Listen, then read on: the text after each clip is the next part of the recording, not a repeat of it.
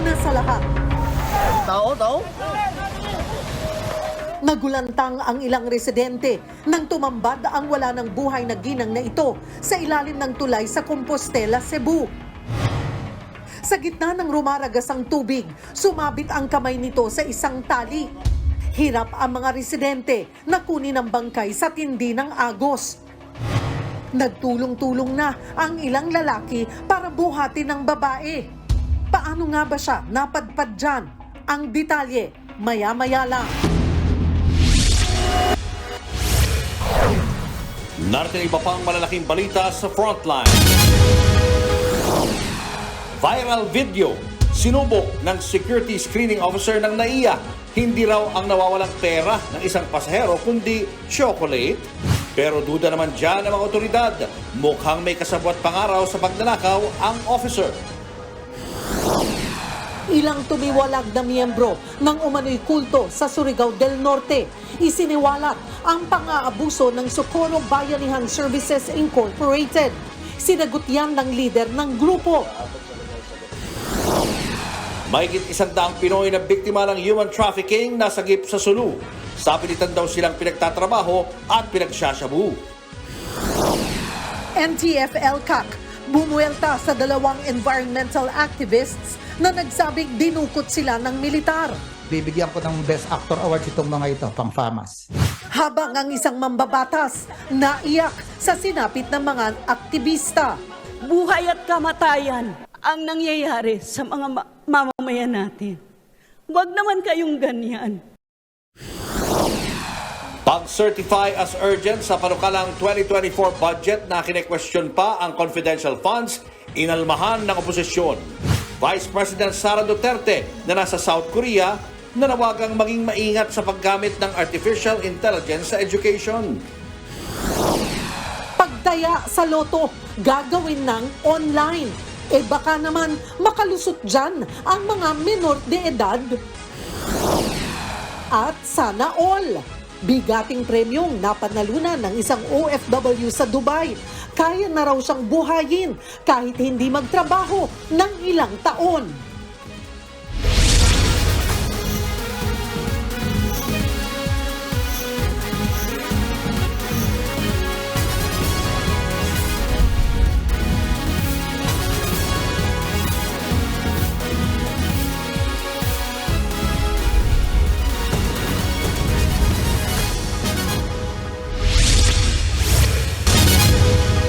Sinampahan na ng kasong administratibo ang security screening officer sa NAIA na nakuha ng lumunok umano ng nawawalang pera ng isang pasahero. At palusot pa ng officer, hindi pera ang kanyang kinain kundi tsokolate. Nasa frontline na balitang yan si Shyla Francisco. Ito ang viral video ng security screening officer sa NAIA Terminal 1 na kuha noong September 8. Meron siyang isinubong bagay at tila pilit niya itong itinulak kaya panay siya inom. Kung minsan, sinusundot pa niya ito. Ang bagay na yan, posible raw na ang nawawalang $300 ng isa sa mga pasahero noong araw na yon. Pero ayaw itong aminin ng officer. Hindi raw pera ang isinubo niya. Ang sinasabi may kinain lang siya na tsokolate ba yan o ano. Pero kung makita natin doon sa video na nag-circulate,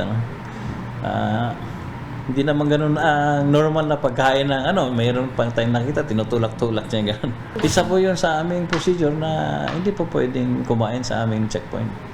So doon pa lang, meron na siyang talagang administrative violation.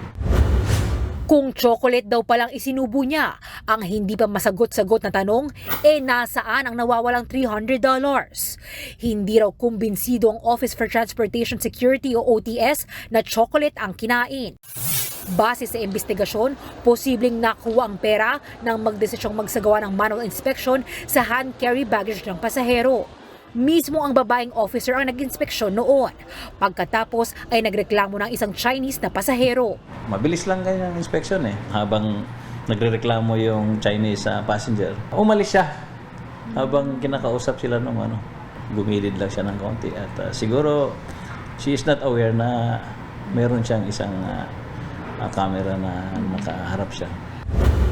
Hindi na pinangalanan ng 28-year-old contractual officer, pero 7 taon na raw siyang nagtatrabaho sa OTS at sumisweldo ng 16,000 pesos kada buwan.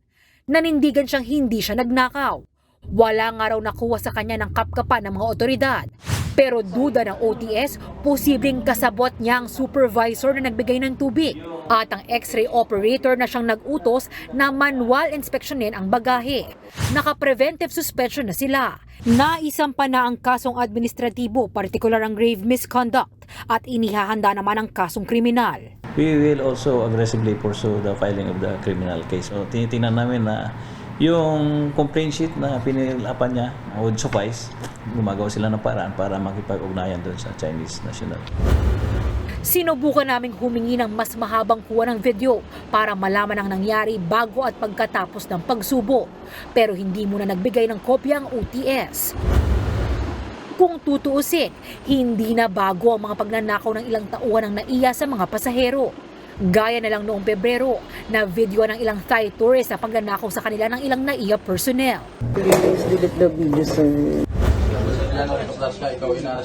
Sa sumunod na buwan, isang security officer naman ang nagnakaw ng relo ng Chinese na pasahero sa NAIA Terminal 1. May internal cleansing naman na ginagawang OTS sa kanilang mga tauhan para maiwasan ang ganitong insidente. Kabilang yung paghihigpit sa hiring process at pagbabawal sa pagsuot ng jacket at bulsa sa kanilang mga uniforme. Pero sa kabila nito, may mga nakalulusot pa rin. Kaya ngayon, ipinatawag na ang mga supervisor para makaisip kung ano pang pwedeng paghihigpit ang gawin para maiwasan na ang pagnanakaw sa airport. Kabilang sa pinulong kanina ang mga checkpoint supervisor at terminal chief. Papayag ba kayo na ito na talaga ang maging reputasyon natin sa buong bansa o sa international community? Sa ngayon, 60 personnel na raw ang pinarusahan dahil sa iba't ibang paglabag. Kabilang sa planong gawin ngayon ng OTS ang dagdag paghihigpit sa manual inspection. Sana rin daw mapagbigyan ng hirit nilang itaas sa 30,000 pesos ang entry-level na sahod ng mga personnel. Nagbabalita mula sa Frontline, Shaila Francisco, News 5. Nagbabala naman ang ilang doktor sa paglunok ng perang papel. Delikado raw yan at pwedeng hindi ka na makakain pa. Nagbabalik si Shaila Francisco. Ang paglunok ng umano'y pera ng tauhan ng Office for Transportation Security, unang beses raw na naitala ng ahensya. Kaya palaisipan din sa mga investigador ang modus na ito. Nag-level up sila, so bago ito ngayon. Pero our investigators are suspecting na bakit niya nilunok. So siguro, alam na niya na masusukol na siya. So yun yung isang desperate niya na lunokin na lang. Pero kumbinsido ang ilang doktor, pinaghandaan talaga ito. May tinatawag tayong body stuffing or body packing. Usually sa mga illicit drugs yun. So, mukhang kasi nakahanda na yung tubig eh. So, alam na niya na lulunokin niya. So, yung tubig, makakatulong sa paglunok, no? Mapupush niya yung object or food, panulak kumbaga. Pero posible nga ba ito? Ayon sa mga doktor, pagkalunok kasi, unang dadaan yan sa tinatawag na esophagus, isang makipot na daanan na maghahatid sa mga ipinasok sa bibig papunta sa sikmura. Yung lapad ng ating esophagus, yung dinaraanan pagkatapos lumunok, may kukumpara sa lapad ng 20 peso coin. Ngayon, wala namang problema kung pagkairit ng mga inumin yung pumapasok dito dahil natutunaw naman or lumiliit pagkatapos natin nguyain. Ang problema, pag nagpasok ka ng mga foreign objects, lalo na yung malalaki at matitigas na mga bagay. Sa kaso ng pera, kaya kasi siyang matupi para magkasya sa esophagus. Ang problema, hindi yan madadigest o matutunaw. So yung pera gawa sa fiber. Yung US dollar bill, if I'm not mistaken, gawa sa cotton and linen. So gaya ng papel, no, pag nabasa natin, 'di ba? Ang lambot sobra. Pareho lang 'yan sa pera. Pag sinundan natin ng tubig or nabasa ng ating digestive secretions, lalambot din siya. So mas mabilis siya makakadaan sa ating bituka. Dahil hindi natin na-digest ang pera, gawa kasi siya sa fiber, so malalabas natin siya ng buo. Usually, 10 to 72 hours ang gastrointestinal transit time, pero sabihin na natin 1 to 2 days. Delikado yan, lalo na kung bumara sa esophagus at posibleng butasin ng intestine. Oras na mangyari yan, maituturing na itong medical emergency. Kaya payo ng eksperto, huwag itong gawin. So mas malaking disgrasya pa ang mangyayari sa inyo. Yung risk sa common tao, syempre, hindi ka na makakain. Kasi huwag nyong gawin yon kasi mapapagastos lang kayo. For sure, ma-hospital kayo, tapos syempre maraming gagawin sa inyo, pwede kayong ma-endoscopy, pwede pa kayong maoperahan. Nagbabalita mula sa Frontline, Shaila Francisco, News 5. Hinuli ng mga pulis ang binatilyong nasa likod daw ng bukas kotse modus sa mga nakaparadang sasakyan sa Quezon City. Arestado din ang kanyang nanay na kinukonsinti raw ang anak. Nasa frontline ng balitang yan, si Rainiel Pawid. Lunes nang masapul sa CCTV ang dalawang lalaking nasa gilid ng isang van sa Quezon City. Tila kinakalikot nila ang bintana ng van hanggang maabot at tangayin ang mga gamit sa loob nito. Sa video naman na ito nakuha noong Martes, makikitang muli ang isa sa mga binatilyo na tila nagpapanggap pa na nananalamin sa bintana ng isang sasakyan.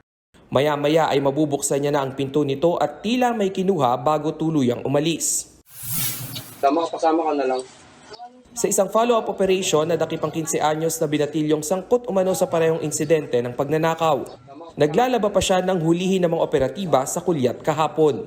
Katatapos lang din umanong magnakaw ng binatilyo sa isang sasakyan sa Congressional Road Extension noong araw na yun.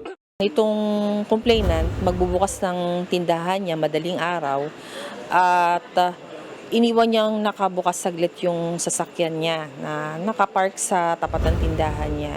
So yung pagbalik niya, napansin niya na nawawala yung mga gamit niya at sakto naman itong empleyado niya ang nakakita doon sa minor de edad sa pangsasalising ginawa niya. Nabawi mula sa binatilyo ang ninakaw niyang sling bag noong araw na yon na may lamang 40,000 pesos. Ayon sa mga otoridad, dati na ring inireklamo sa kanilang lugar ang sospek tungkol sa pagnanakaw.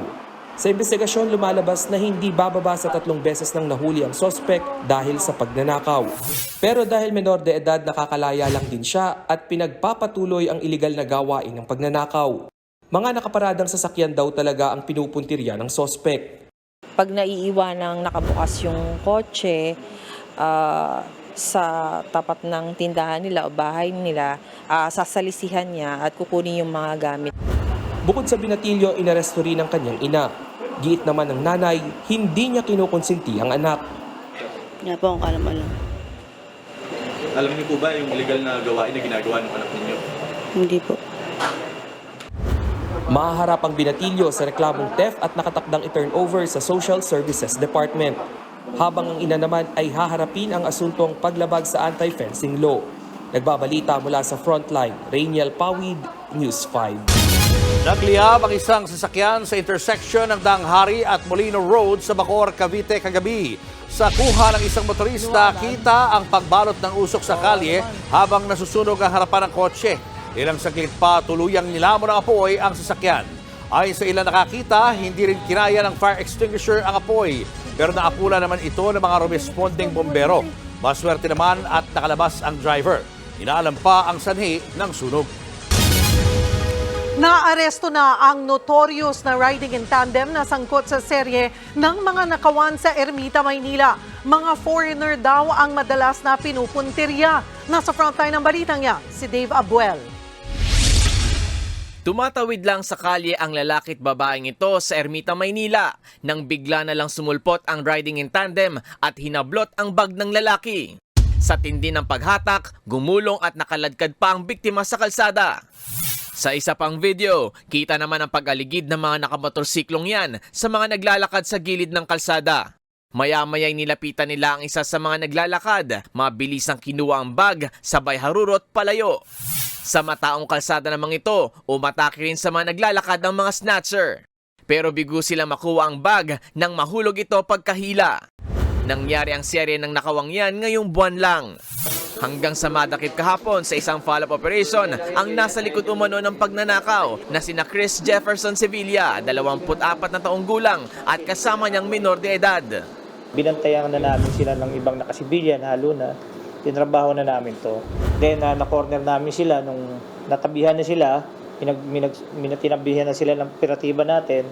Mida nakita na yung baril nila na hawak sa lap ng isa, naka-ready. Yun na sila, nagkaroon na tayo ng pagkakataon para arestuhin sila. Ayon sa mga pulis, mga dayo sa Maynila ang tina-target ng mga sospek.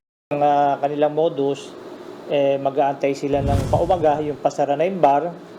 At habang ito naman mga foreigner natin na pinabantayan natin, iniikutan nila habang pauwi o lasing. Pagka hindi nila mahablot, tinututukan nila ito ng baril. Nakuha mula sa mga sospek ang 2 kalibre 45 baril. Pag-amin ng sospek, 2 buwan na nilang ginagawa ang pagnanakaw mula nang malugi ang kanyang online business. Nakulangan po ako sa kita kaya po kumapit po sa banggawain. Sa mga nabiktima namin, humingi po kami ng pasensya. Tinutugisan ng mga pulis ang iba pang kasabwat ni Sevilla. Maharap sila sa mga reklamong robbery at paglabag sa Comprehensive Firearms and Ammunition Regulation Act. Dadalhin naman sa DSWD ang kasabwat na minor de edad. Nagbabalita mula sa Frontline, Dave Abuel, News 5. Pang Best Actress daw ang biglang pagbaligtad ng 2 aktivistang nagsabing dinukot daw sila ng militar. Ang NTF-ELCAC naglabas na rin ng pruweba. Nasa frontline ng balitang yan si Brian Basa.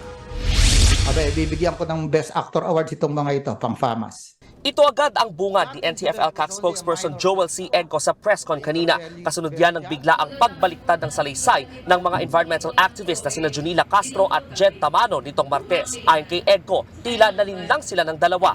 Kontra sa katinuan at tamang pag-iisip at common sense na ilabas mo sa madla ang sinumang iyong taong dinukot. Sa madaling salita, the NTF-ELCAC acted on good faith. Inilabas ng NTF-ELCAC ang mga sinumpaang salaysay ni Castro at Tamano nang sumuko raw sila sa militar noong September 12. Sulat kamay raw nila ito, may lagda pa nila, pati si 70th Infantry Battalion Commander Lieutenant Colonel Ronel de la Cruz at Angat Bulacan Mayor Reynante Bautista. Sa affidavit ni Castro, sinabi niyang 4 na taon na siyang nasa kilusan. Ayon sa NTF-ELCAC, ito raw ang armadong grupo ng Communist Party. It was also shared to us by Junila herself na may mga enkwentro na siyang, one particular encounter, yung inadmit niya nakasama siya, meaning armed encounter to, barilan with our government forces. Nakasaad pa na may ugong-ugong sa samahan na balak silang trabahuhin ng isang karibal na armadong grupo kaya minabuti niyang sumuko. Sa sinumpaang salaysay ni Tamano, nakalagay naman nakasapi siya ng Kabataang Makabayan, isang underground mass group. Nagkakilala raw sila ni Castro noong Hulyo. Nakikipag-ugnayan noon si Tamano sa mga mangingisda sa Orion, Bataan. Kita sa mga video na bigay ng NTF-ELCAC na naroon ang mga magulang ni Tamano nang sumpaan niya at ni Castro ang kanilang salaysay sa harap ng abogado ng Public Attorney's Office. May pahayag din daw ang task force mula sa mga magulang ni Tamano. Tinanong daw nila ang dalawa kung kailangan nila ng abogado, pero tumanggi raw sila. They affirmed yung kanilang choice to to execute the sinumpaang salaysay under the assistance and guidance of a PAO lawyer. Kaya giit ng NTF-ELCAC, malabong pinilit ang dalawa. It's their word against their own sworn affidavits and other pieces of evidence that will prove that they are not as innocent as they claim to be. Sa ngayon, maaari rin nilang ituloy ang pagsasampa ng reklamong perjury laban kina Castro at Tamano. Pero kung ang bagong Commanding General ng Philippine Army na si Lieutenant General Roy Galindo ang tatanungin, desidido silang maghabla. We felt betrayed. That's why we will file the necessary case. They went to us. They want to go back to the fold of the law. Giit pa niya, walang blunder o ginawang mali ang hanin ng militar sa paghawak sa dalawa. Kung maninindigan ang grupo na may pang-aabuso, hamon ni Galindo, file a case. And if there are soldiers violating the law, well, you've heard we went after those soldiers who violated the law. We do not condone, the Army does not condone violation of the law. Nagbabalita mula sa Frontline, Brian Basa, News 5. Hinuli at tinikitan ang ilang motoristang pilit pa ring dumadaan Sa EDSA Carousel Busway kahit bawal, hindi naman napigilang mag-init ang ulo ng mga naabalang pasahero. Nasa frontline ng balitang yan, si Justin Punsala. Huwag yung tikitan dito! Kunin yung lisensya! Hindi rin pinakailaman, pero anong ginagawa nyo? Yun na, nahuli namin. Kunin yung lisensya, patabihin nyo doon. Galit na galit ang lalaking ito sa mga operatiba ng Interagency Council for Traffic o IAC. Pasahero siya ng carousel bus at laking abala raw ang ginawang operasyon sa EDSA Magallanes. Paano ba naman kasi marami pa rin mga pasaway ng motoristang pilit na dumadaan sa special lane kahit bawal. Pati mga driver ng carousel bus, inis na rin. Nakakabala talaga yan. Kasi sa amin dito, fast lane kami dito, busway lang. Kailangan sila talaga huliin. Depensa ng mga nahuling motorista. Traffic kasi po, ma'am eh. Lagi naman kami nataan dito. Ngayon lang natsambahan. Ang rider na ito, dumaan na nga sa EDSA Carousel Bus Lane, naka-student license pa. Processing pa lang po yung license ko po. Kasi kaya lang hindi ko nakalakad ngayon dahil lubog po kami sa financial. Pero ang mga paliwanag nila hindi bumenta sa IAC. Nahuli ring dumaan sa EDSA Carousel Busway ang isang Spanish na motorista. Paliwanag niya, hindi niya raw alam ang mga batas trapiko sa Pilipinas. I'm kinda new here in Manila, so the traffic is normally a little bit crowded. So I was supposed that I can, but apparently no. Matapos hinga ng mga dokumento, pinagsabihan lang siya ng IAC at saka hinayaang makaalis. Sa datos ng IAC, mahigit 1,400 na ang nahuli nilang dumaan sa EDSA Carousel Busway mula noong Enero hanggang kahapon. Kawalan ng disiplina raw ng mga motorista ang problema, kaya hanggang ngayon may nahuhuli pa rin. Kailangan po natin na lagi kaming nandyan para ganun may paalam sa mga drivers na yan na talagang ang batas ay nandyan upang tuparin at sundin. Nagbabalita mula sa frontline, Justine Punsala, News 5. Umarangkada na ang dry run ng zipper lane sa Katipunan Avenue sa Quezon City. Binuksan yan bilang solusyon sa lumalalang traffic sa lugar. Nasa frontline ng balitang yan si Hannibal Talete. Ang usad paggungadaloy ng trapiko sa kahabaan ng Katipunan Avenue mas lumala simula na magbalik ang klase. Sa datos ng MMDA, aabot na sa higit 9,000 sasakyan ang naitalang dumadaan sa northbound at southbound lane kapag rush hour sa umaga mula 7 a.m. hanggang 8 a.m. Higit 10,000 naman sa hapon mula 5 p.m. hanggang 6 p.m. Ang sagot dyan ng MMDA, zipper lane.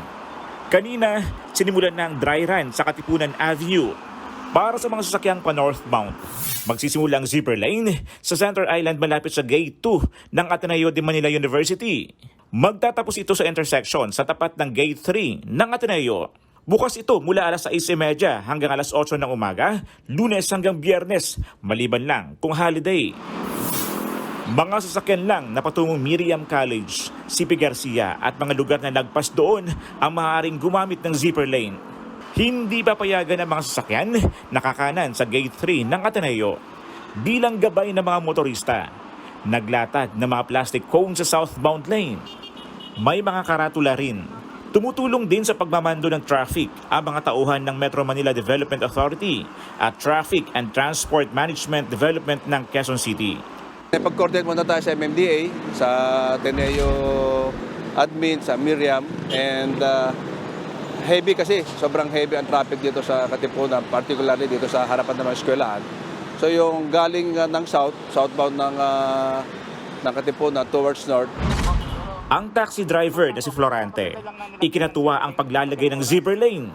Basta hanggang lang sir, rush hour, okay lang po yun para makatulong naman po sa mga opposite na rider. Tatagal ng 2 linggo ang dry run ng zipper lane sa Katipunan Avenue bago magdesisyon kung permanente na itong ipatutupad. So far naman nakita natin medyo successful naman yung ginawa nating super lane and marami naman natutuwa and hopefully magtuloy-tuloy ito. Nagbabalita mula sa frontline, Hannibal Talete, News 5. Susunod naman ay modus ng nakawan sa loob ng NAIA, gustong paimbestigahan ng ilang mambabatas. Sandigan Bayan, pinagtibay ang naunang desisyong ibasura ang isa pang kaso ng ill-gotten wealth laban sa pamilya Marcos. At Gabriela, Representative Arlene Brosas naging emosyonal nang matalakay ang issue ng manay pandukot sa dalawang environmental activists. Buhay at kamatayan ang nangyayari sa mga mamamayan natin. Huwag naman kayong ganyan. Abangan ang lahat ng yan sa pagbabalik ng Frontline Pilipinas.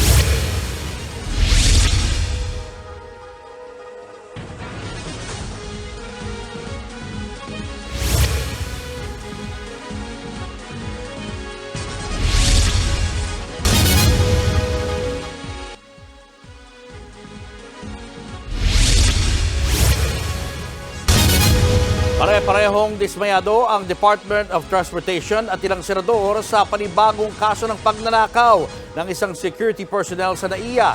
Hirit naman ang isang mambabatas, itaas na ang sahod nila para malayo sa tukso. Nasa frontline ng balitang yan si Gerard de la Peña. Hindi na bagong issue ng mga ninanakawang pasero sa Ninoy Aquino International Airport kung saan sangkot ang mga tauhan ng Office for Transportation Security o OTS. Kahit si Transportation Secretary Jaime Bautista, tila na puno na. Kaya naman inatasan na ng DOTR ang agarang pagsasampa ng reklamo laban sa security screening officer na nakuha ng lumunok sa ninakaw niyang pera sa isang pasahero sa NAIA noong September 8. Ayon naman sa Manila International Airport Authority, wala dapat puwang sa paliparan ang mga tauhan nilang sumisira sa reputasyon ng NAIA. Kaya kumpiyansa silang paiigtingin pa ng OTS ang pagdidisiplina sa kanilang tauhan para sa kapakanan ng lahat ng empleyado sa airport. Para naman sa ilang senador, nakakagalit at nakakahiya ang nangyari. Pangamba tuloy ni Senate Committee Chair on Public Services Senator Grace Poe, maaaring isa lang ang nahuli sa CCTV. Pero marami pa siyang kasabwat.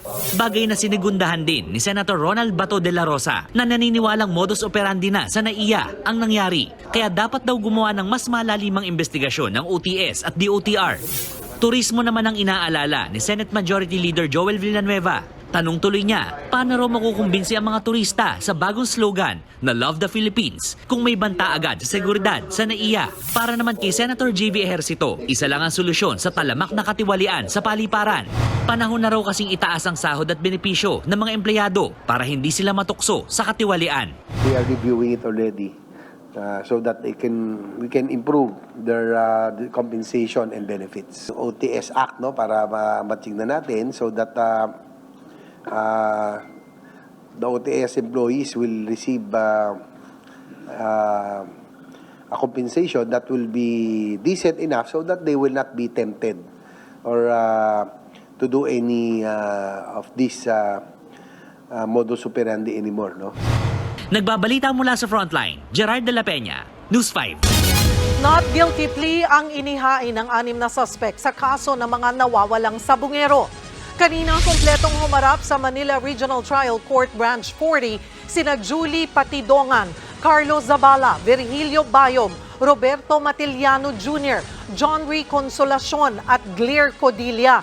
Ayon sa prosekusyon, tuloy ang kaso laban sa mga suspect kahit pa umatras sa mga kaanak ng 6 na nawawalang sabungero. Higit 20 ang kanilang testigo at 2 hanggang 3 ang pwedeng iharap na testigo. Bukod sa not guilty plea, naghain din ng petisyon for bail ang mga suspect. Sa October 10, gagawin ang susunod na pagdinig. Naiyak si Congresswoman Arlene Brosas nang mapag-usapan sa Kamara ang tungkol sa 2 aktivistang dinukot umano ng militar. Kinwestiyon din ang pagiging patas ng Department of Justice. Nasa frontline ng balitang yan si Marian Enriquez. We wish the Justice Department had been more prudent and discerning in its statements on these issues. Buhay at kamatayan ang nangyayari sa mga mamamayan natin. Huwag naman kayong ganyan, lalo na kung saksi tayo sa mga ganon. Naging emosyonal si Gabriela Partiles Representative Arlene Brosas sa kanyang interpelasyon sa 34 billion peso proposed budget ng Department of Justice para sa 2024. Naungkat kasi rito ang issue sa 2 environment activists na pinalabas ng NTF-ELCAC na rebel returnees pero dinukot daw pala. Tanong niya, paano magiging patas ang DOJ kung mismong si Justice Secretary Boying Remulla ay tila hinusgahan na ang 2? September 19 nang ilabas ng NTF-ELCAC sina Jonila Castro at Jed Tamano sa isang press conference sa Bulacan. Giit ng task force, rebel returnees ang dalawa, pero mariin itong tinabla nila Castro at Tamano. Nung NTF-ELCAC na press con, ang sinasabi na ng mga bata, kami ay dinukot. Under custody pa rin kami ngayon ng military. Kung hindi sila maaalis doon, babalik sila sa kampo. And we have had so many cases. Pero sa isang panayam, sinabi ni Remulla na tila bahagi lang ito ng bagong playbook ng CPP-NPA para makakuha ng simpatya. Nanindigan naman ang sponsor ng DOJ budget sa plenaryo na si Davao de Oro 2nd District Representative Ruel Gonzaga na walang kinikilingan ng kagawaran.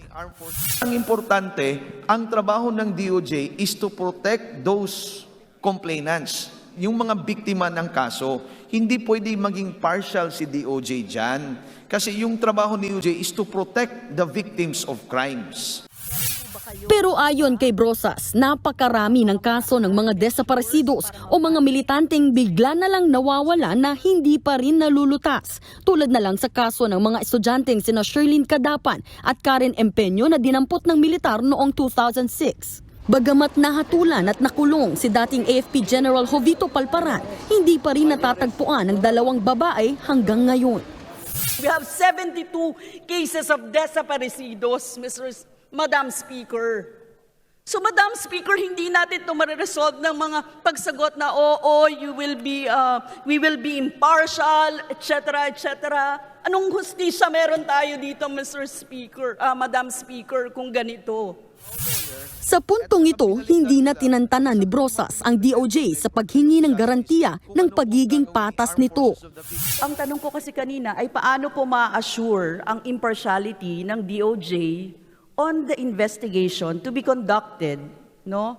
Given nga na ang statements ay seem to be ng secretary seem to be very biased against Jonila and Jed. I have to make it clear, the policy of the DOJ. Pag ang complainant nagsampa ng kaso sa prosecution, dapat ang prosecutor in the conduct of the preliminary investigation, dyan pa lang ay impartial. Sa kabila ng mga pagtatanong, lumusot na sa period of debate ang panukalang pondo ng DOJ. Nagbabalita mula sa Frontline, Marian Enriquez, News 5. Showbiz, eto na nga! Mga kapatid, eto na nga ang mga Gina Showbiz balita ngayong Huwebes. Ibang level na aktingan ang ibinigay ni Donnie Pangilinan sa kanyang upcoming movie na Gigi. Ang kanyang pamilya na kasama rin sa project, abay namangha sa kanya. Nasa frontline ng balitang yan, si MJ Marfori. It's a family affair para sa mga Pangilinan. Ang first ever film about esports na Gigi. Pagbibidahan ito ni Donnie with his mom Maricel na co-producer din ng pelikula kasama si Daddy Anthony. Si Hannah naman nakatoka sa creative production. Nakakatuwa to be part of a family project. Ako yung driver going to the set. Tapos sabi ko, teka muna, ako yung artista dito ah. Sabi nila, ano gusto mo yung producer mag-drive sa'yo? O sige, pagdating natin sa set, artista na ako ha. Parang naging reunion na rin namin kasi tagal na namin di nagkikita ng ganun katagal. We've been so busy doing our own thing. My mom was working on her serye. I was working on a movie. Just like all birds, one stone. Next level daw ang aktingan dito ni Donnie at kahit magulang niya, nagulat sa kanyang pinakita. Natulala rin ako at many moments dun sa film na na-realize ko I had to stop in a scene with him kasi namangha ako. This is my son and I'm so proud of him. Step up din ito to the right direction para sa kanyang career. I love working with Belle. I love working in a love team. But it's also nice to do projects like this because it also helps with growth and especially that I'm doing it with my mom. Makakasama rin sa pelikula ang mga gamer ding aktor tulad ni EG Boy Flores at senior high star Baron Geisler. Target ng Pangilinan fam na maipasok ang pelikula sa upcoming Metro Manila Film Festival. Partner din dito ang Signal. Nagbabalita mula sa Frontline, MJ Marfori, News 5. Eto pa nga, nagsalita na si National Artist for Film and Broadcast Arts, Ricky Lee, kaugnay ng pangahawi sa kanya ng isang security personnel na umalalay kay Miss Universe 2015 Pia Wurtzbach sa isang event sa Pasay. September 14 sa Manila International Book Fair, nang matapos kamayan ni Pia, hinawi ng guard si Sir Ricky. Sa isang panayam, sinabi ni Sir Ricky na sana'y naging mas magalang ang gwardya sa kanya. Giit ni Sir Ricky, kawalang respeto ang ginawa ng guard, hindi lang sa kanya, kundi pati kay Pia. Sana'y in-acknowledge ng guard na kinilala siya ni Pia. Diin niya, hindi kailangan siya'y senior o national artist, pero dapat ay nirespeto ng guard si Pia at siya bilang tao. Humingi naman na ng paumanhin si Pia kay Sir Ricky. Susunod, ilang may-ari ng Lotto outlets ayaw sa online tayaan dahil bawas ang kita. Bangkay ng babae tumambad sa gitna ng rumaragasang baha sa Cebu. At ilang kumalas na miyembro ng umano'y kulto sa Surigao del Norte, ibinulgar ang mga pang-abuso nito. Yan at iba pa sa pagbabalik ng Frontline Pilipinas.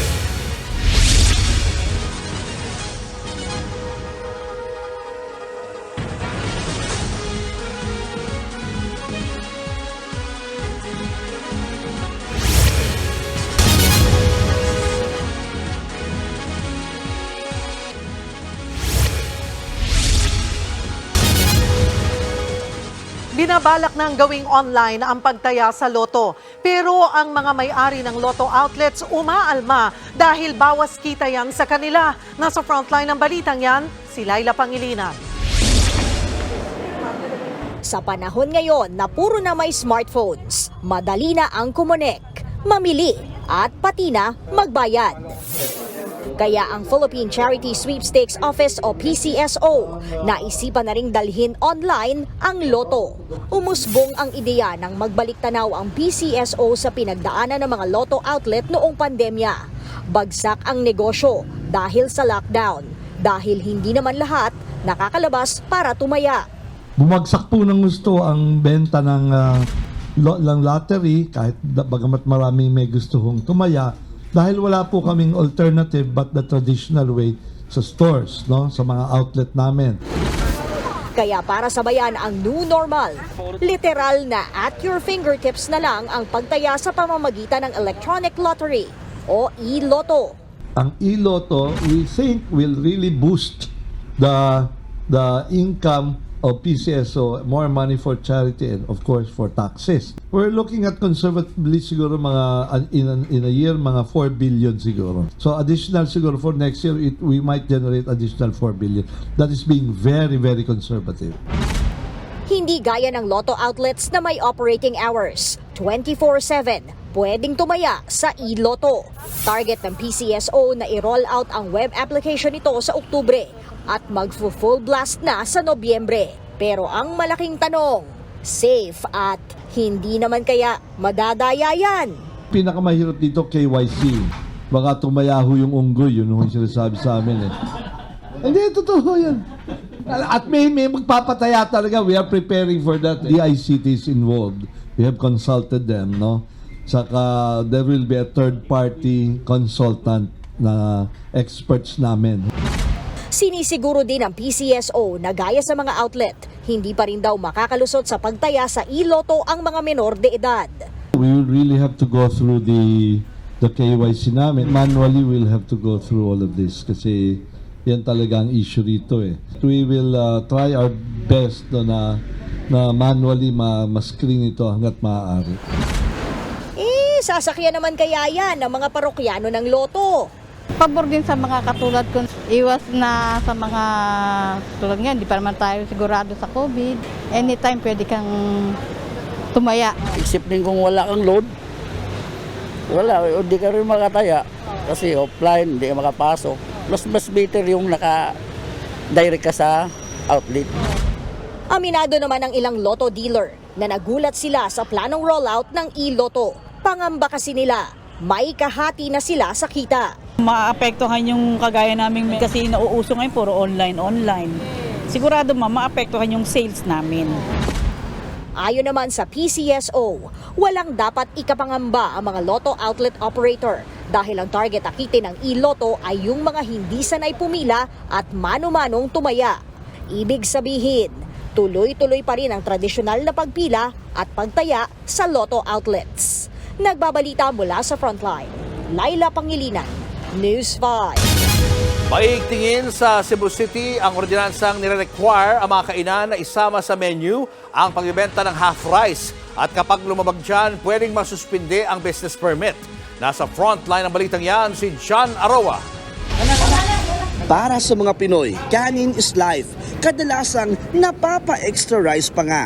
Pero ayon sa pag-aaral ng Food and Nutrition Research Institute noong 2010, 2 kutsara ng kanin ang nasasayang ng bawat Pinoy. Katumbas daw yan ng 6.2 billion pesos kada taon. Kaya ang lungsod ng Cebu, muling binuhay at binigyang pangil ang Half Rice City Ordinance na nagsimula pa taong 2014. Sa ilalim ng ordinansa, nire-require ang mga establishments tulad ng restaurants at karinderya na isali sa kanilang menu ang half rice. You go to a restaurant, look at your right or left side. There are a lot of wastage of rice. Others order 1 cup of rice but they cannot finish it. Important reason for that is to encourage the general consumers like you and me and the general public to be a responsible rice consumer. Sa karinderya ni Maricel, normal na eksena na ang tirang kanin ng ilang customer. Kaya malaking tulong daw ang half rice policy. Ayon ako sa ordinansa dahil nakakatipid tulad sa karinderya, maraming nasasayang na pagkain. Pero para sa ilang negosyante, kulang daw talaga ang half rice sa ilang parokyano. Nagsiserve na talaga kami ng half rice. May mga customer na humingi ng half rice. Mayroon ding 1 rice. Pero paano lang yung ibang kumakain na hindi na magbubusog ng half rice lang? Wala akong magagawa. Hindi po mabuti kasi kulang po siya at hindi ako mabusog sa half rice. Ang City Health Office ang naatasang mag-inspeksyon sa mga food establishments at nakatakdang magsumite sa loob ng 2 buwan ng listahan ng mga hindi sumusunod sa ordinansa. 1,500 pesos hanggang 5,000 piso at posibleng suspensyon ng business permit ang pwedeng kakaharapin ng establishmentong hindi maglalagay ng half rice sa kanilang menu. Nagbabalita mula sa Frontline, John Arua, News 5. Abiso po sa mga kapatid natin, nagpositibo sa red tide ang ilang lugar sa Visayas at Mindanao. Partikular po sa mga baybayin ng Rojas City, sa Pian Bay, President Rojas, Panay at Pilar sa Capiz. Apektado rin ng red tide ang mga dalampasigan ng Gigantes Islands at Carls sa Iloilo, pati rin ang coastal waters sa Dawis at Tagbilaran sa Bohol. Apektado rin ang Dumanquillas Bay sa Zamboanga del Sur. Dahil dito, ipagbabawal ang paghahango, pagbili, pagbebenta at pagkain ng mga lamang dagat sa mga nasabing lugar.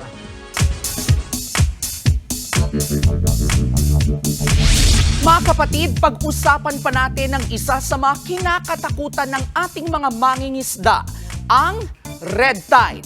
Bakit ba ito tinawag na red tide? Ayon po sa National Oceanic and Atmospheric Administration o NOAA, algal bloom o yung pagdami ng mga algae o lumot sa mga dalampasigan ang nagdudulot ng red tide.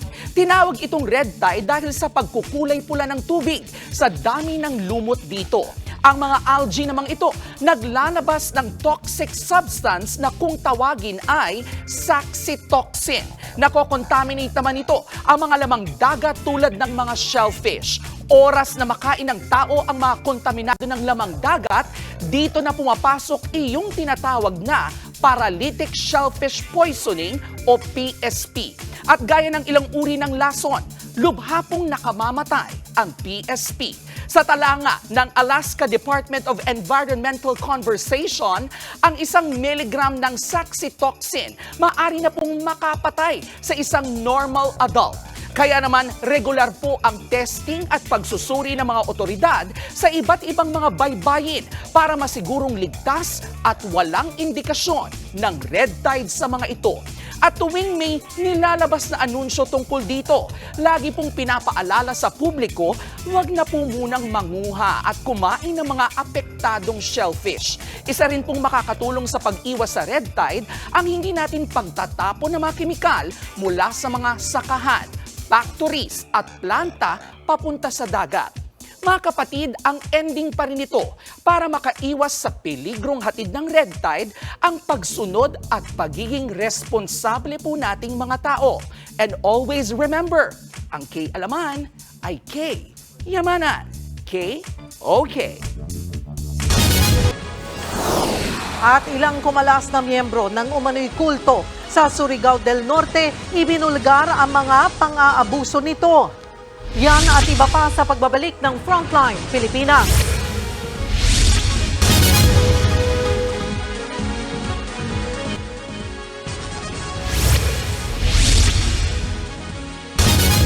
Nagsama-sama ang mga Marcos loyalists sa pag-alala sa ika-51 anibersaryo ng deklarasyon ng martial law ngayong araw.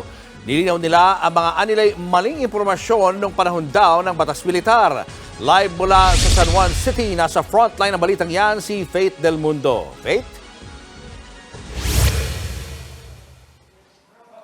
Julius, Cheryl, nagtipon-tipon niya yung mga supporters dito sa Ancestral House ng Pamilya Marcos dito sa Barangay Maytuna sa San Juan, ang mga supporters.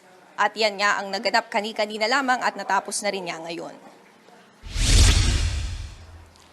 Isang munting salo-salo ang pinangunahan ni Senador Amy Marcos sa Ancestral House ng kanilang pamilya sa San Juan. May forum din kung saan nagsalita ang mga retired general na pawang mga aktibong sundalo pa lang noong panahon ng martial law. Kabilang sa dumalo si dating National Security Advisor Hermogenes Esperon Jr., retired military generals Jaime de los Santos, Melchor Rosares, Thompson Lanchon at Everlino Nartates. Taliwas sa pahayag ng mga grupong nagsasagawa ngayon ng mga kilos protesta kontra martial law, ikinuwento ng mga retiradong general ang nagtulak kay dating Pangulong Marcos Sr. para magdeklara ng batas militar, gaya ng banta sa kanyang buhay at sa seguridad ng nooy First Family. Lumala rin daw ang gulo sa Mindanao noon na sinabayan pa raw ng banta ng komunismo. Si Senador Amy Marcos naman ibinahaging nahirapan noong magdesisyon ang kanyang ama kung magdedeklara ng martial law. Kaya hindi raw totoong ora-urada ang deklarasyon ng batas militar. Sa kabilang banda, hindi naman ikinailan ni Esperon na may mga naganap ding pang-aabuso sa panahon ng martial law. Narito ang pahayag ni na Senadora Marcos at dating Security Advisor Esperon. Sabi niya, hindi ako sigurado sa mga mangyayari sa mga susunod na buwan. Nasa peligro tayo, ang ating pamilya, at ang buong bansang Pilipinas. Ayoko na kayong isipin. Kailangan ko magdesisyon. Nagkaroon ng disiplina. So, pero hindi ko tinatatwa na marami ding abuso. May mga abuso. Marami akong nakitang abuso. Pero, para sa akin, at least hindi nanalo ang NPA.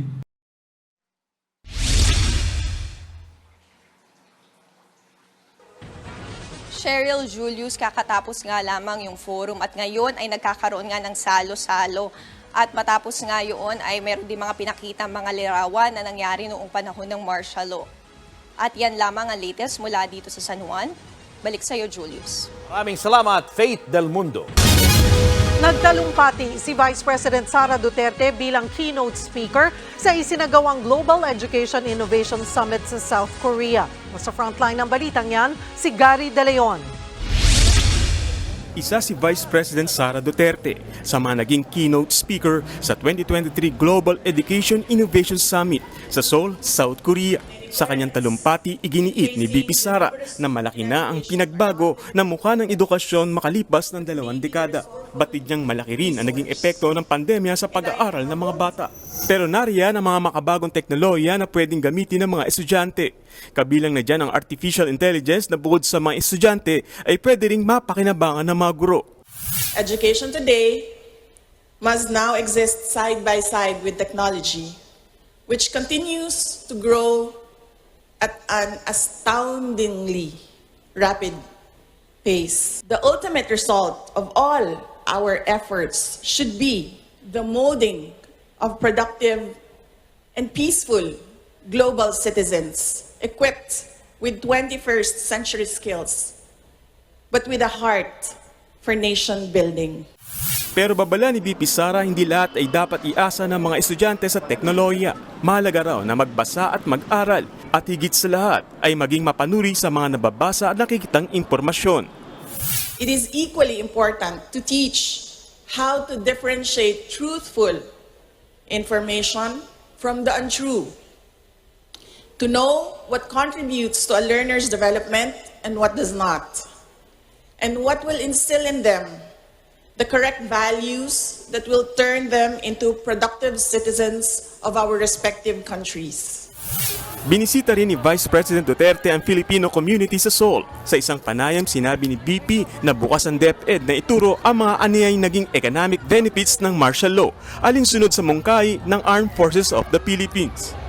Pwede nating i-refer sa ating curriculum and teaching strand sa Department of Education kasi ito yung strand kung nasaan yung ating mga scholars and academic experts.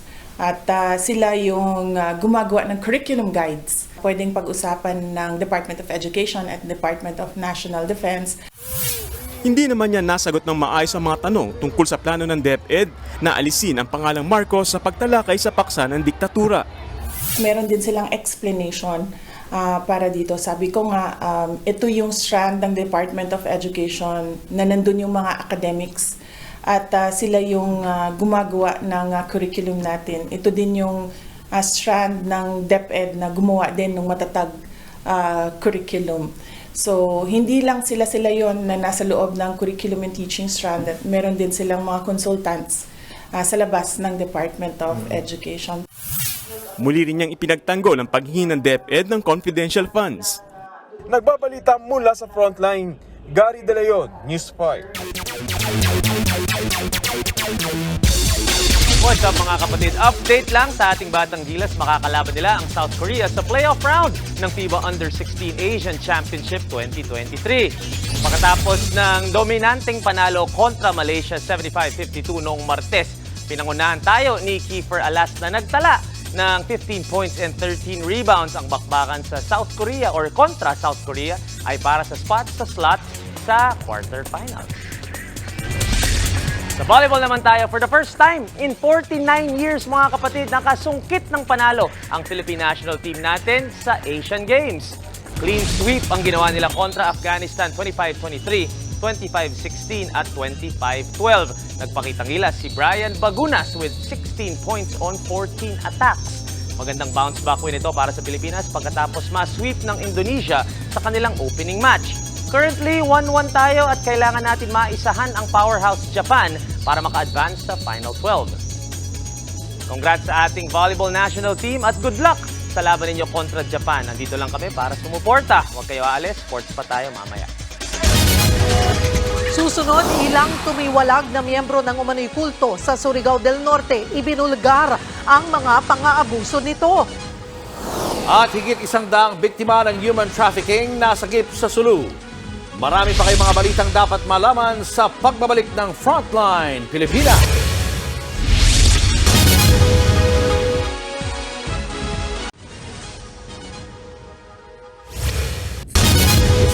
Na 23 biktima ng forced labor at human trafficking ang nailigtas sa Sulu. Sa operasyon ng Naval Forces Western Mindanao noong Martes, kabilang sa mga nasagip ay 9 na menor de edad. Karamihan sa kanila ay mula sa Cebu at Bohol na pinangakuan ng magandang trabaho. Natagpuan din ang ilang armas gaya ng M1 Grand Rifle, mga live ammunition at nasa 10 gramo ng hinihinalang shabu. Pinipuwersa raw ang mga biktima na gumamit ng shabu para manatiling mulat sa gitna ng pwersahang pangingisda. Nakatakas naman ang 16 na suspect kasama ang hinihinalang leader na si Jam Mang. Nagsalita na ang leader ng Socorro Bayanihan Services Incorporated para sagutin ang mga paratang ng pang-aabuso sa kanilang grupo. Ipinakita rin nila sa News 5 ang White House na ginawa raw shabu laboratory. Live mula sa Socorro, Surigao del Norte, nasa frontline ng balitang yan si Mon Gualvez. Mon?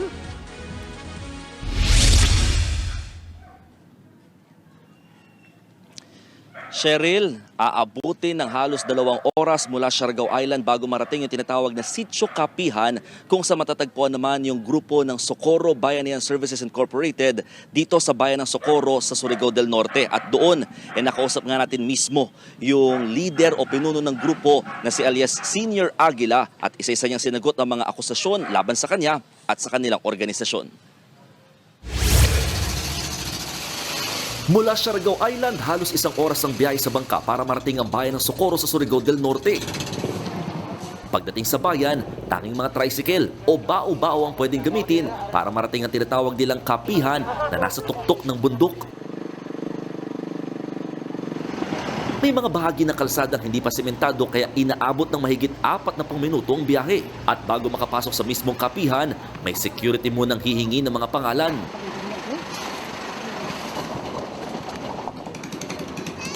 Hindi ganun kadali marating ang lugar kung saan nakatirik ang mga bahay ng mga miyembro ng Socorro Bayanihan Services Incorporated o SBSI.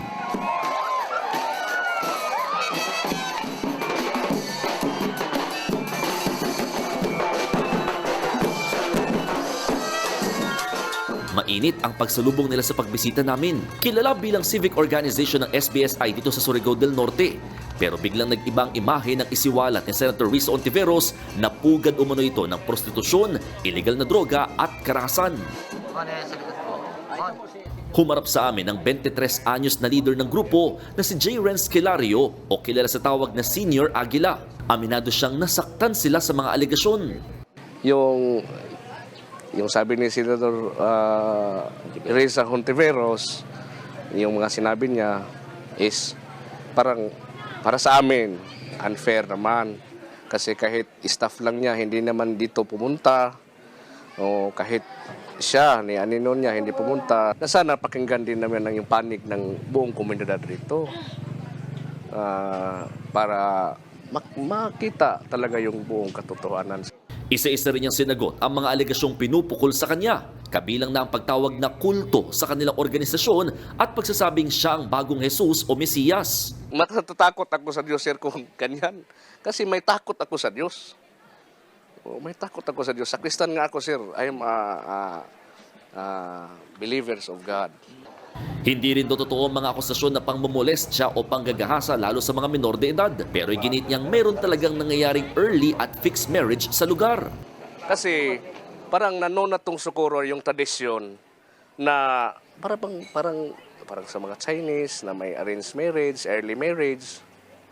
Yung kasi kahit nga hindi naman dito kasi buong Pilipinas. Pero dito sa Socorro, hindi kami yung lang may issue rito. Meron ditong issue sa buong organisasyon. Kahit isa-isahin, kahit imbestigahan nyo lahat ng organisasyon dito. Ipinakita rin nila sa amin ang tinawag na White House na umano'y Shabu Laboratory na mariin nilang pinabulaanan. Sinasabi nila na box daw ng armas. Pati ang mga inakala raw na lalagyan ng mga baril. Ito pala yung sinasabi nila na lalagyan ng mga armas. Oh. Ano mong purpose namin dyan? Baka yung tripod akala nila armas. Ipinakita rin nila ang sariling radio station at recording booth at tahian. May makeshift classroom din sa lugar para makapag-aral. We are working on the application para sa recognition sa DepEd po, sir. Yun nga ang problema namin. We are really asking help. Mayroon na pong mga taga-ibang lugar na nagmanifest ng tulong pero baka po maapektuhan sila sa naging issue ngayon. Mahigit 1,000 pamilya o aabot sa halos 4,000 individual ang piniling manirahan dito sa bundok at maging bahagi ng Socorro Bayanihan Services Incorporated. Isa lamang ito sa 60 na pong organisasyon sa buong bayan ng Socorro. At tingin ng grupo, posibleng may kaugnayan sa away o hindi pagkakaunawa ng magkakabilang partido ang naging ugat ng naturang issue. Umaasa ang grupo na mabisita raw sana ng mga mambabatas sa kanilang komunidad para malaman ang sitwasyon. Cheryl, sa ngayon mahigpit pa rin ang pagbabantay ng lokal na pamahalaan dito sa mga sinasabing biktima mula dito sa grupo naman ng Socorro Bayanihan Services Incorporated o SBSI. At kasabay niya, natanggap na rin ng grupo yung imbitasyon naman ng Senado para humarap sila sa gagawing pagdinig sa September 28. At sinasabi nila kahit kapos sa budget, ipipilitin daw nilang dumalo dito. At kinabukasan o sa mga darating na araw, inaasahan naman na darating dito sa lugar ang Commission on Human Rights para magsagawa naman ng sarili din nilang investigasyon. Cheryl. Maraming salamat, Mon Gualvez. Susunod, kilalanin ang OFW na nagwagi ng buwanang 380,000 pesos na premyo. Tuloy-tuloy pa ang makabuluhang balitaan sa pagbabalik ng Frontline Pilipinas.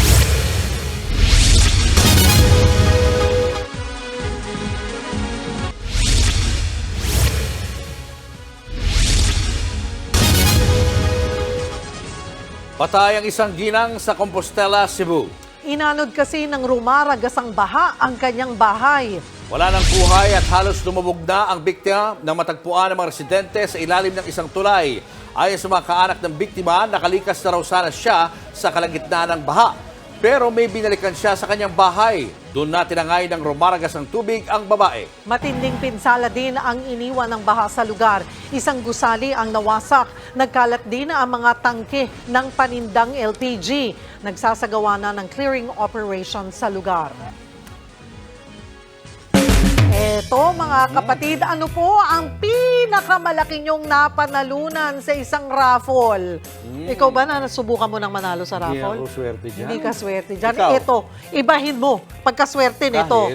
Dahil isang kababayan po natin ang nanalo sa Dubai. Ito yung nanalo ng 25,000 dirhams o 380,000 pesos. Pero hindi yan one-time prize ha. Buwan-buwan po yan. At sa loob ng 25 taon. 25 years? Siya po si Freylin Angob, ang 32-year-old Lucky Girl Grand Prize winner ng Fast 5 Emirates Draw. Kung susumahin, abay aabot po sa 114 million pesos ang matatanggap ng ating kababayan. Laser technician si Freylin na 10 taon na nagtatrabaho sa Dubai. Napatalon sa tuwa si Freylin nang malamang siya ang nanalo. Natanggal daw sa kanyang alalahanin, lalo't magkakaroon na siya ng financial security sa napakahabang panahon. Sana all. Oo Yun nga, lang. so hanggang kung 32 siya hanggang 57 years old. Freylin! no? I wanna be your friend. Kakaibiganin ko si Freylin. Sa mga taga-Emirates. Grabe yun Ano yun? Fast 5 ng Emirates? Ang Paano galing. kaya yun? Mimic, ano? Oo, Ibang ano klase, kaya yun? no? Di ba nag-fast 5 din tayo sa, Oo, sayang. Hindi nanalo. sa TVJ? Sali kayo. Sumali Ano ko. ba sumali dyan sa Emirates na yan? Congratulations. Freylin! Ang galing. Sali tayo next time. Talaga nag-a-apply ka maging kaibigan. Oo, nag-apply Teka ako. muna. Nag-a-apply. Bakit terno tayong tatlo at yung isa rito eh? Taga saan ka ba? Di naman ako kasama sa group. May group message ba? Hindi ko nakuha. Hindi naman namin pinag-usapan eh. Nagkataon lang eh. Parang sign ba yan? Christmas Sign spirit. yan. Nagkakasundo kami tatlo. May bagong show daw kasi si Mike. Oh, it's a sign. Ito lang pong sasabihin ko sa inyo, mahal ko po ang Frontline Pilipinas. Mahal na mahal ko Did you po. see the sign? Kita-kita naman oh. Mahal na mahal ko po. Alin ang naiba? At yan ang mga balita mula sa Frontline ng Pilipinas sa araw na ito. Mga balita at impormasyong para sa mga may alam at may pakialam. Kami ang inyong mga kasangga sa pagbalita, kasama sina Kalad Karen at Tito Mikey Reyes. Ako po si Julius Baba. Ako naman po si Cheryl Cosim. Magandang gabi, Pilipinas!